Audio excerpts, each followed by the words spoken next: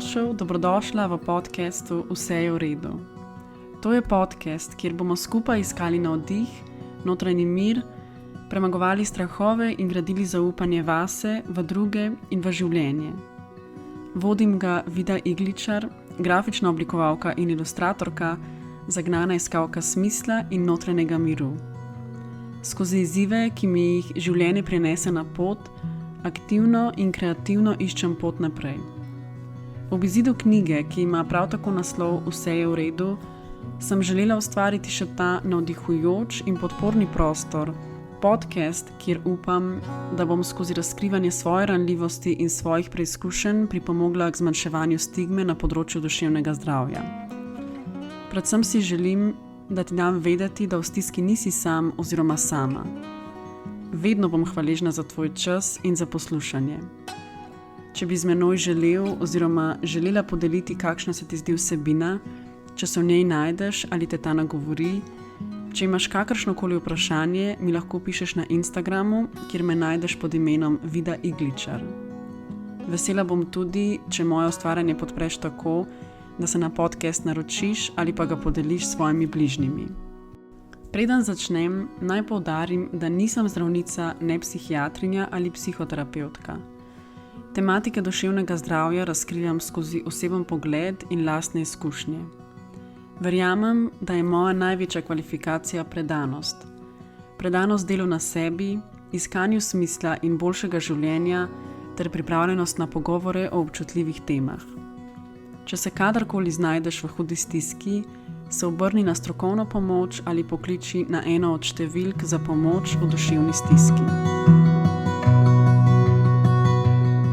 V današnji epizodi bom še malo v luči teh novembrskih praznikov spregovorila o žalovanju in izgubi. Če sem iskrena, se malo s cmokom v grlu in z enim zadržkom vseeno lotevam te epizode, predvsem ker so zame pomembne izgube se zgodile že kar nekaj let nazaj, ampak upam, da bom vseeno uspela kar se da iskreno podeliti svojo pot, upam, da tudi kakšne koristne informacije glede procesa žalovanja in tudi glede tega, kako biti nekomu opora v času, ko žaluje. Za začetek se mi zdi pomembno poudariti, da se zavedam, da je izguba vedno osebna in unikatna zgodba, da je ne gre primerjati z drugimi izgubami ali pa s procesom žalovanja drugih oseb, ampak po drugi strani se mi pa vseeno zdi, da eni občutki ali pa vzorci ob izgubi pa so lahko univerzalni in prav v tem upanju ali pa prepričanju, da so univerzalni, se tudi lotevam te epizode in upam, da komu ponudim spet ta uvid, da v žalovanju ni sam in da mogoče olajšam za kakšen procent komu stisko. Kar se mi na podlagi svoje izkušnje zdi, pa na podlagi tega, ko sem govorila s kom drugim, da se v izkušnji izgube oziroma v tem času žalovanja, da se nam pogosto zdi, da smo v tem sami, pa se mi zdi, da obstaja tudi pot, kjer to spremenimo. Jaz se bom danes predvsem osredotočila na izkušnjo izgube soplesalca pa fanta, ki sta zame prišli z res eno tako široko paleto čustev in tudi zelo intenzivnim obdobjem žalovanja. Jaz sem doživela tudi smrt stare mame pa ata, ampak bi rekla, da sta me ti dve izkušnji vseeno manj zaznamovali, čeprav sta bili tudi težki. Ko je umrl soplesalec, sem bila stara 16 let, on pa 18, in ker za njegovo smrt niso nikoli odkrili nekega medicinskega vzroka, je mene takrat nekako najbolj zadela ali pa prizadela ta minljivost, občutek, koliko krhko in tudi na nek način nepošteno je lahko življenje. Še eno zame zelo težko čustvo, s katerim sem se takrat srečala, je bila krivda. In jaz bi rekla, da sem bila že pred tem dogodkom nagnjena k občutkom krivde, k temu, da sem se za stvari počutila krivo, odgovorno, tudi takrat, ko mogoče stvari res niso bile v moji domeni. In potem ta izkušnja je bila kot, ne vem, neka sol na že tako ustvarjeno rano. Ja, se mi zdi, da tudi kdo, ki mogoče ni pretirano nagnjen h krivdi, da bi se po taki izgubi, po taki nepojasnjeni smrti vprašal o svoji vlogi in o svojem doprinosu. Ker jaz sem bila takrat zadnja, ki sem bila s soplesalcem od bližnjih. On je umrl po najinem treningu na poti domov in jaz sem se pogosto in dolgo časa spraševala, če je bilo kaj v moji moči, da bi preprečila tak razplet dogodkov, oziroma če bi lahko kako pomagala, pa nisem, če bi lahko opazila kakšne simptome, pa sem jih mogoče spregledala. Po tej izkušnji izgube danes, ko gledam nazaj, bi tudi rekla, da se mi je takrat potem zgodil prvi panični napad. Spomnim se, da sem eno jutro, pred šolo sem se učila latinščino in se spomnim tega norenja misli, od tega, kako si bom zapomnila snov, do tega, a bi se soplesalcu zdelo grozno, če bi mu nekdo povedal, da bo mlad umrl. Takrat se tudi spomnim, da so bile v meni včasih prisotne misli na smrt. Iskreno se ne spomnim dobro teh misli, kako so bile formulirane, kakšne so bile oziroma kako točno so bile oblikovane. Se pa spomnim, da sem o njih govorila takrat z otroško in mladostniško psihiatrinjo, ki sem jo takrat že obiskovala, in da mi je ona tudi zaradi njih potem svetovala zdravljenje z antidepresivi. Jaz bi rekla, da sem takrat to zdravljenje sprejela, predvsem ker o tem tudi takrat nisem veliko razmišljala, nisem veliko vedela. Ne vem, če sem se sploh takrat zavedala, da sem bila v nekem depresivnem obdobju in da nisem imela volje do ničesar in da je to bila velika težava. Jaz sem se takrat velikokrat spraševala o smislu življenja in spomnim se, da v bistvu že po par mesecih, ko sem jemala antidepresive, so začeli delovati in se je predvsem življenje takrat potem zdelo mnogo bolj lahkotneje. Da sem lahko, jaz sem v tistem času hodila v srednjo šolo, da sem lahko spet nekako normalno obiskovala pouk in razmišljala tudi o drugih stvareh in ne toliko časa posvečala temu vprašanju o smislu življenja in smrti. Spomnim se, da sem se takrat tudi kar precej zaprla in se v bistvu danes sploh ne spomnim točno, a sem s kom govorila o svojem doživljanju, o tem procesu žalovanja. Mogoče sem, pa sem pozabila. Je pa res, da sploh tudi tega obdobja, ko sem jemala antidepresive, se spomnim precej slabo. Tako se zdi, kakor da je malo megleno, se spomnim pač, da sem hodila v šolo in recimo, kaj se je tam dogajalo, ne spomnim se pa, kako sem doživljala jemanje antidepresivov, kako sem doživljala to odsotnost volje do življenja. Ne vem pa, do kakšne mere je tukaj vpliv jemanja antidepresivov, do kakšne mere pa mogoče s časom zavestno ali pa na telesnem nivoju pač pozabimo ta res, res težka obdobja. Ampak vseeno danes, ko gledam nazaj, jaz bi za antidepresive rekla, da so mi zelo pomagali in so me potegnili takrat iz neke črne luknje in to v dosti kratkem času. In še vedno se mi zdi, da je kombinacija jemanja antidepresivov skupaj s terapijo, torej s pogovorno terapijo, da je to lahko neka zelo učinkovita kombinacija takrat, ko je stiska res huda. Druga moja težka izkušnja izgube je pa prišla par let kasneje v še danes meni nerazumljivo, kako zelo podobnih okoliščinah. Zgodilo se je na skoraj identičen datum, spet sem bila jaz zadnja, z osebo, takrat s svojim fantom, ki me je prišel obiskat v Anglijo, kjer sem takrat študirala, in spet se je zgodila ta nenadna smrt. So pa fantu posthumno odkrili dedno bolezen, ki je smrt medicinsko obrazložila. Jaz se tega obdobja žalovanja spomnim boljše in imam celo od takrat spravljene tudi dnevniške zapise, sem jih šla zdaj malo brat za nazaj, ke sem vedela, da bom snemala to epizodo, in mi je to malo pomagalo obuditi res pristne spomine oziroma prebrati iskreno, kako sem takrat stvari doživljala. Meni je bilo po tej smrti težko in tudi to je razvidno iz mojega dnevnika. Hudo na en tak način, da sem takrat prav mislila in to tudi zapisala, da me bo kar konec od vsega hudega, od te bolečine. In tudi v tej zgodbi, je bil trenutek, ko so bile pri meni prisotne misli na smrt. Predvsem se tega spomnim še takrat, ko smo bili v bolnišnici in smo izvedeli, da bo umrl, da se stanje ne izboljšuje. Sem jaz takrat pomislila na smrt oziroma je bila celo v meni neka taka želja, ki, če se prav spomnim, sem jo jaz oblikovala z besedami, da če obstaja nekaj po smrti, da si želim biti tam in spet srečati te ljudi, ki jih izgubljam. V tistem obdobju, še ko smo bili v bolnišnici in je bil fant v umetni komi, sem jaz na veliko srečo na glas izrazila, da me skrbi, da bi me fant krivil za to, kar se je zgodilo, da se je to zgodilo pri meni v Angliji, da sva tisto jutro hitela na avtobus in tekla. In da sem delila na glas tudi to, da me je bilo strah, da bi me za njegovo stanje krivili njegovi starši.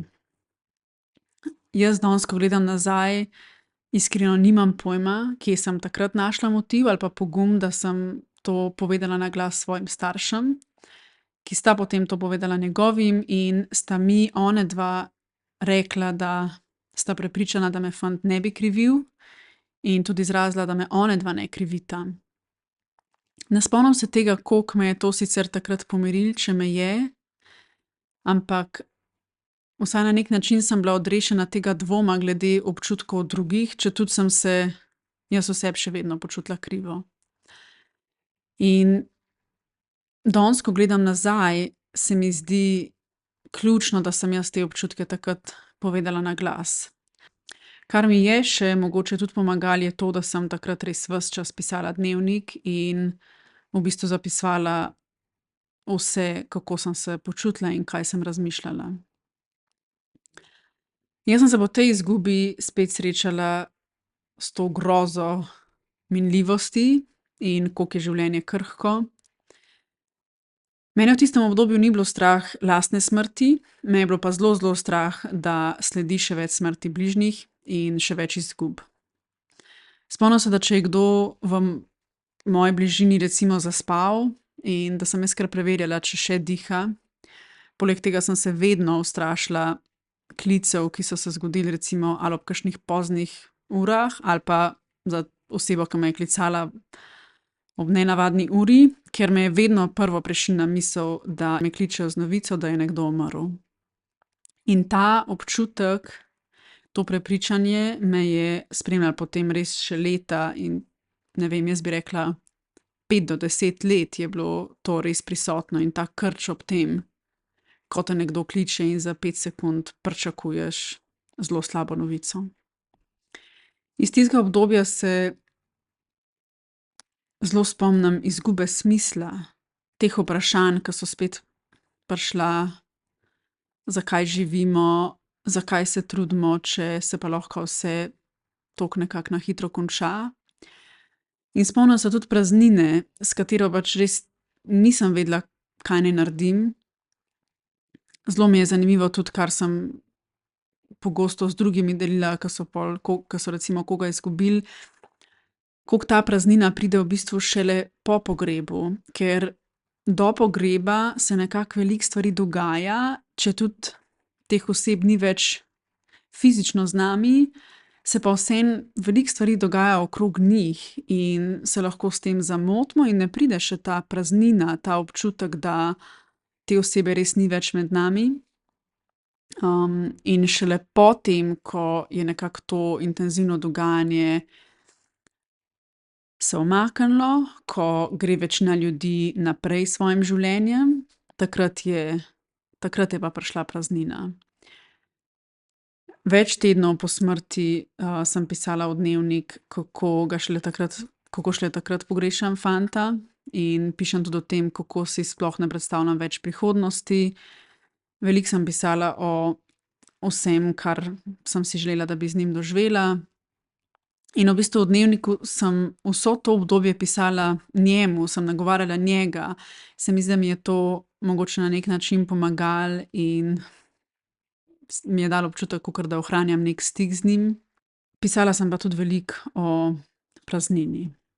Zelo težko mi je bilo, ko sem se vrnila nazaj v Anglijo, v sobo, kjer sem prej, preden je pol on umrl, z njim preživela par dni in obenem pol tudi pišem, ko sem nazaj v Sloveniji, kako težko je prihajati domov, ker stvari ostajajo iste in veliko stvari me je spomnilo nanj in se je zdelo, da je pač povsod ta praznina.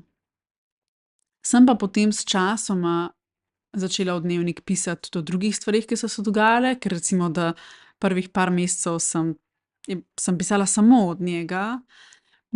Par mesecev kasneje sem pa potem tudi v Angliji prejela tisto nagrado za izjemne dosežke na področju umetnosti in oblikovanja in ja, večkrat sem že rekla, da je s tisto nagrado zame prišla ena pomembna potrditev, da je bilo v tistih tednih, mesecih žalovanja smiselno zbrati toliko moči, da sem ustvarila tisti zaključni projekt za prvo leto faksa in potem postavila razstavo. Mi je bil pa velika motivacija za to v tistem obdobju prav fant, to, da sem se v tistem obdobju velikokrat spraševala, kaj bi on naredil na mojem mestu oziroma česa bi si on želel, da jaz naredim. Meni se zdi, da to, da sem ga imela v lepem spominu, da sem se večkrat vprašala, kako se mi zdi, kaj bi bilo njegovo mnenje, da mi je tudi to pomagalo, da sem potem s časom začela spet videti pot naprej. Jaz sploh ne vem, če bi znala odgovoriti na vprašanje, kaj mi je pomagalo v tistem prvem obdobju žalovanja.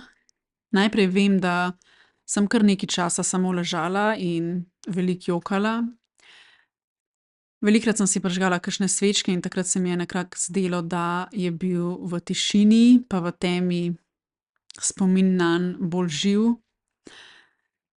Zagotovo bi rekla, da sem si vzela kar nekaj časa za žalost in čeprav se tega takrat mislim, da nisem zavedala, ampak danes bi rekla, da mi je pomagalo to, da sem se takrat iz Anglije potem za nekaj mesecev vrnila v Slovenijo, da sem bila obdana z bližnjimi, z družino, s svojimi prijateljicami.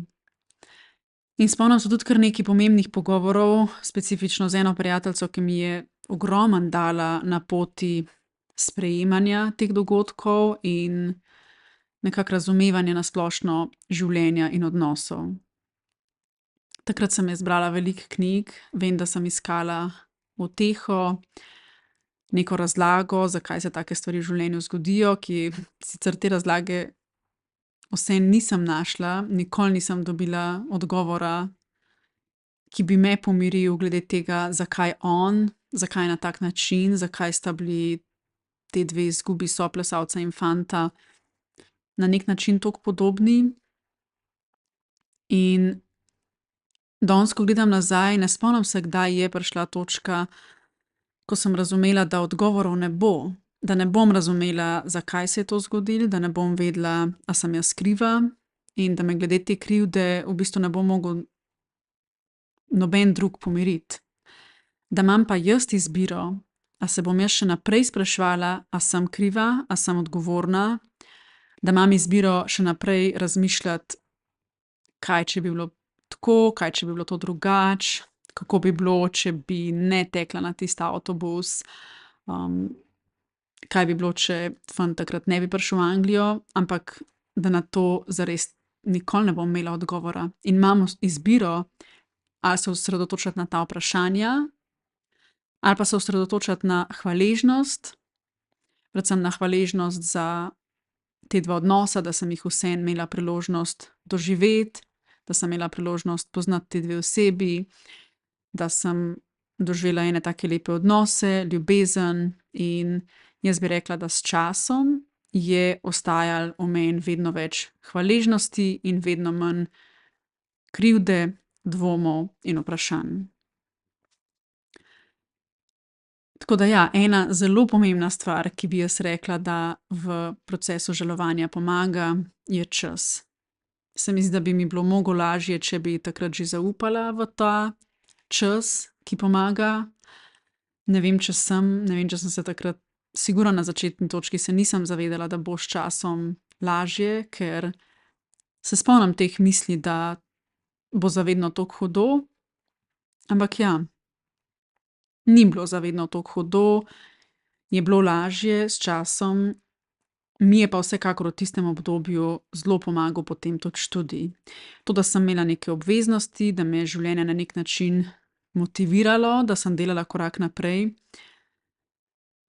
Zdaj po prvi izgubi predvsem sem izkusila, kako je, če pač res nimamo volje do ničesar, ker takrat sem jaz obiskovala srednjo šolo, torej bi po eni strani lahko rekla, da saj sem imela urnik, imela sem obveznosti, ampak mi ni bilo do njih, mi ni bilo jih za početi, mi je bilo vseeno, če ne delam šole.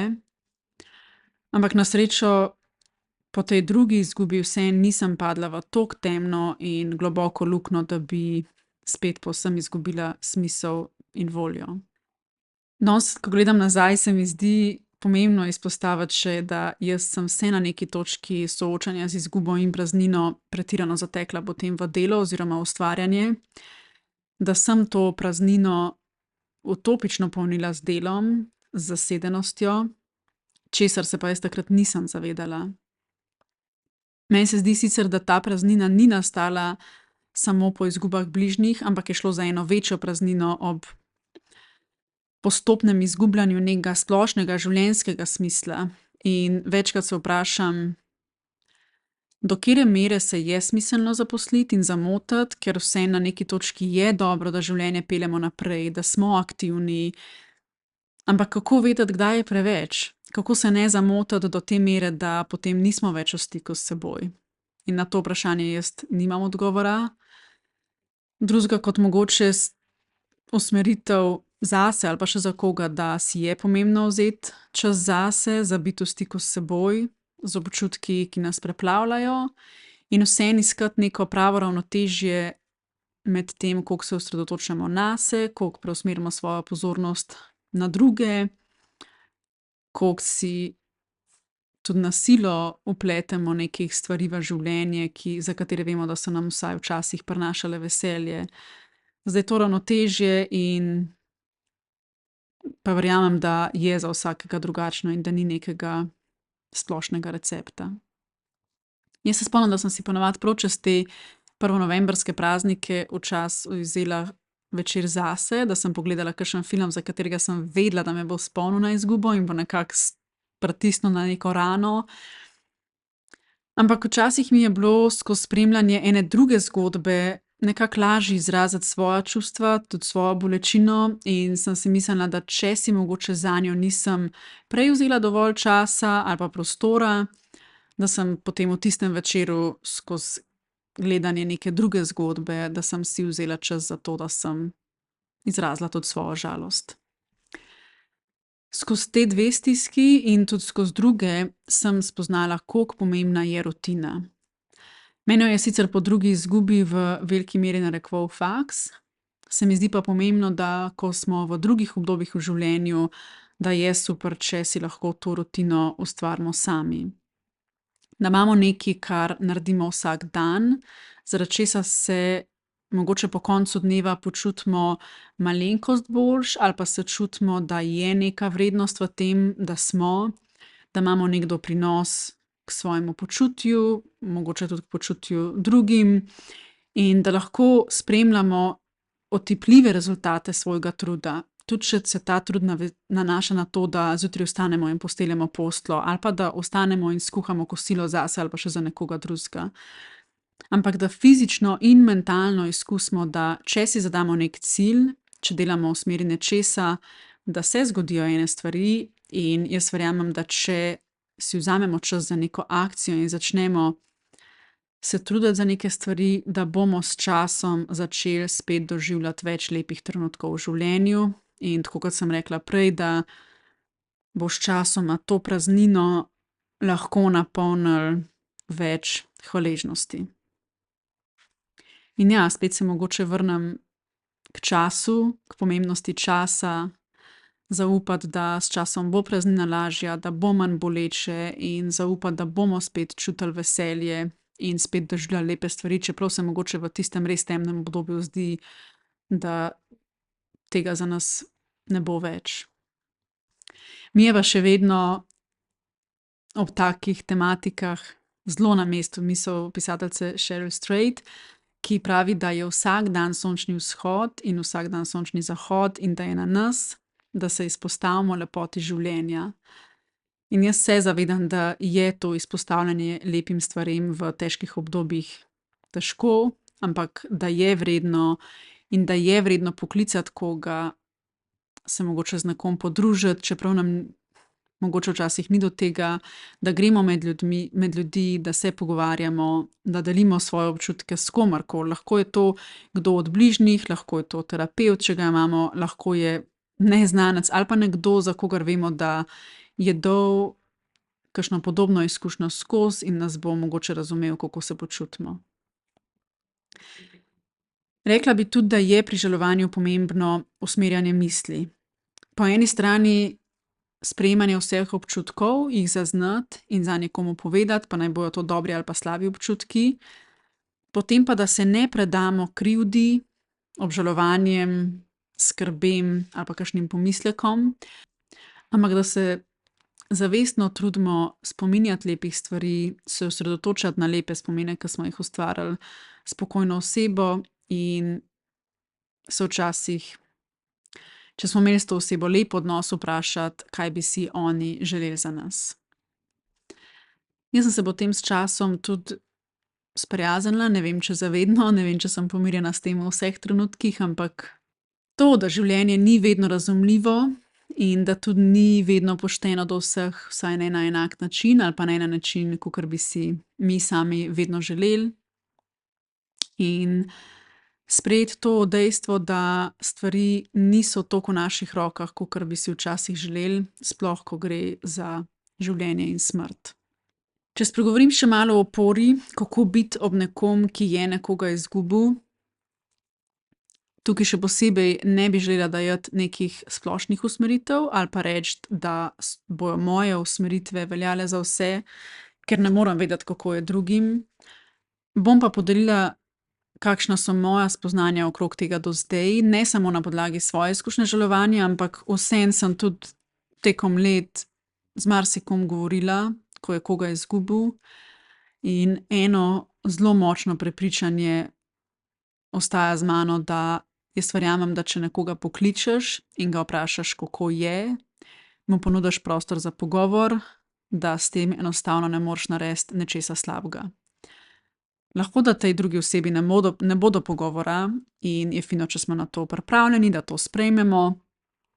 Se mi zdi pa zelo vredno, če na glas izrazimo podporo, pripravljenost na pogovor in na to, da nekomu damo občutek, da smo tam, če nas potrebuje. Velikokrat sem od koga slišala pomislek, da jih je strah poklicati neko osebo, ki je recimo nekoga izgubila, češ da če jo bojo poklicali, jo bojo mogoče spomnili na to izgubo. In češ da bo to nekaj neprijetnega, ampak po mojih izkušnjah in ko sem s komarkoli drugim govorila, na izgubo ne pozabiš. Sploh v prvih mesecih so to spomini, ki so ves čas s tabo. In še pomembno se mi zdi, da če nekoga pokličeš in ga vprašaš, kako je, jaz bi prej rekla, da s tem ne spomniš na izgubo, ampak spomniš na življenje, ki se tej osebi še dogaja in pokažeš, da ti je mar, da ti ni vseeno in pokažeš, da se spomniš na to osebo, ki zdaj žaluje in obenem tudi na to osebo, ki je pokojna. Tako da jaz bi vsem rekla, da če imamo moč, da dajmo v znak podpore nekomu, ki žaluje, napisati kakšno sporočilo, poklicati in iti čez tisti začeten strah, kaj če bo tišina, kaj če bo neprijetno. Ker tudi če ne znamo mogoče izbrati besed, če ne vemo, kaj reči, lahko rečemo to, lahko pokličemo in rečemo, da ne vemo točno, kaj bi rekli, da nas je strah, da bi izbrali napačne besede, ampak da želimo povedati, da smo tukaj, da smo na voljo za pogovor ali pa druženje, če si oseba tega želi. In jaz iskreno ne poznam osebe, ki bi to vzela kot žaljivo ali pa vsiljivo. Verjamem tudi, da če je naš namen iskren in dobronameren, da je vredno narediti ta korak in stopati v stik. Jaz tudi spomnim iz svojih obdobij žalovanja, da sem včasih od znancev dobila kakšno sporočilo, tudi pismo, in mi je takrat to zelo veliko pomenilo. Pomenilo mi je to, da so se ljudje spomnili name in tudi zelo lepo mi je bilo, ke je kdo kdaj podelil kakšen lep spomin, ke ga je imel s to pokojno osebo. Tole epizodo sem imela posneto že do konca, pa sem se naknadno odločila, da dodam še en košček, in sicer nekaj predlogov za literaturo in filme na temo smrti, žalovanja in minevanja. Začela bi s knjigo od Mance Košir Darovi minevanja. To je knjiga pisem. Pisem, ke si jih je Manca pisala z različnimi osebami, med drugim z Urško Lunder, zdravnico, specializirano za paliativno oskrbo, potem s patrom Karlom Gržanom, tudi svojo hčerko Tino Košir.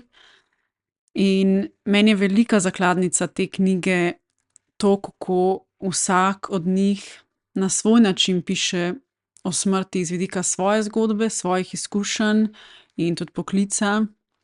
No, pa ne samo o smrti, ampak seveda tudi o življenju. Potem je knjiga Leto čudodelnih misli od, ne vem, če bom prav to izgovorila, Joan Didion. To knjigo sem jaz brala kar nekaj časa nazaj, zato bom opis povzela iz spletne strani Emka. Torej gre za avtobiografsko pripoved o žalovanju v letu po nenadni smrti njenega moža. Postopno sprejemanje te tragične izgube avtorica predstavi rahločutno, a tudi neprizanesljivo do same sebe.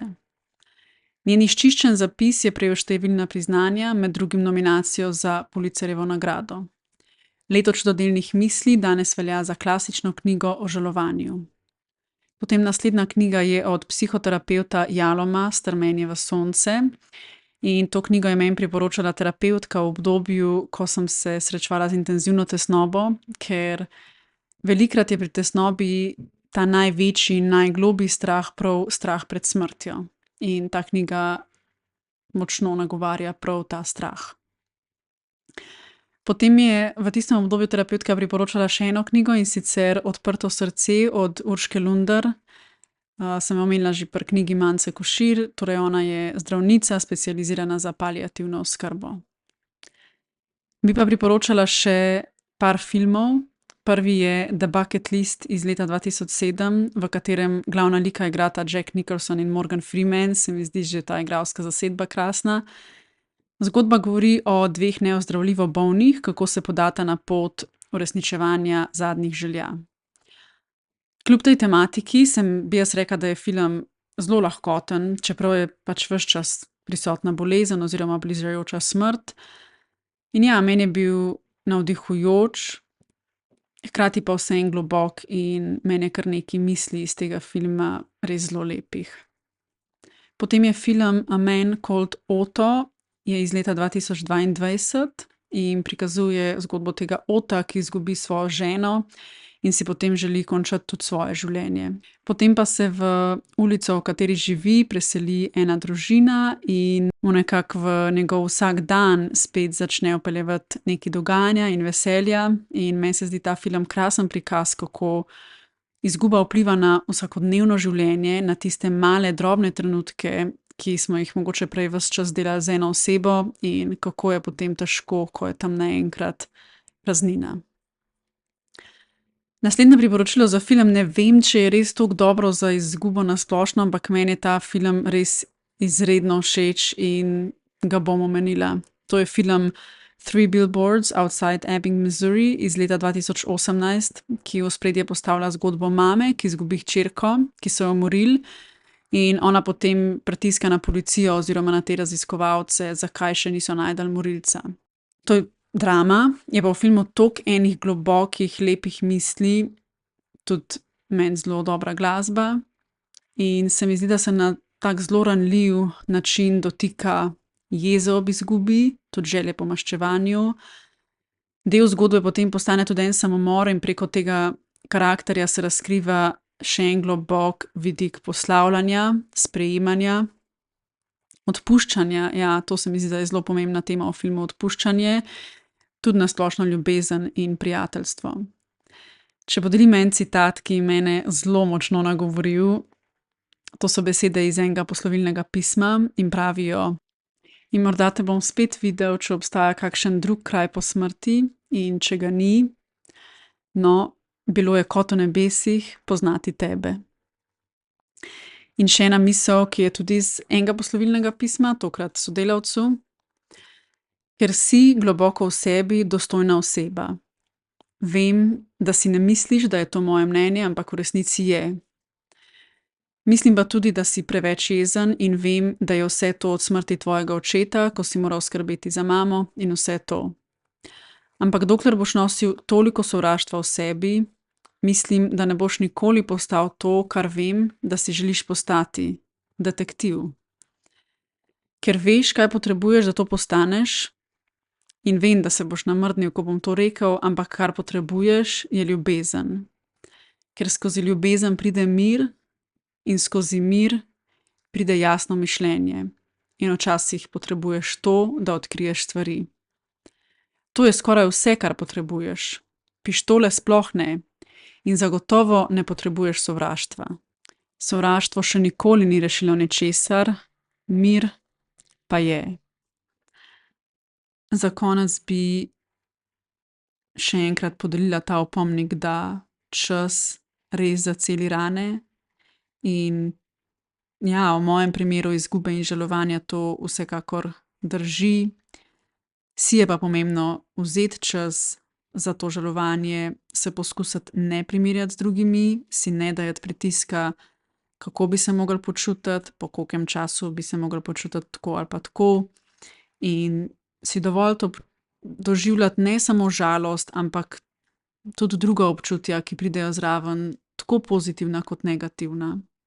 Kar jaz tudi zelo priporočam, kot vedno, je v primeru vseh stisk spregovoriti s komerkoli in v primeru, če se nam zdi stiska huda, da se nam zdi, da je ne obvladamo, da nam čustva posegajo v naš vsakdan, da ne zmoremo peljati stvari, ki si jih želimo, da takrat poiščemo strokovno pomoč.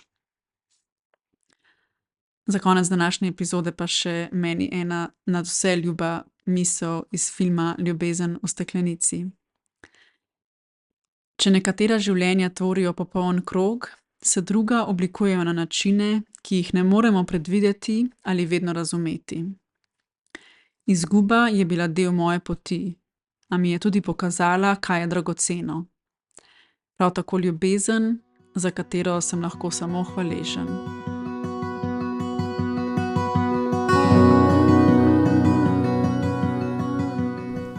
Hvala za tvoj čas in za poslušanje.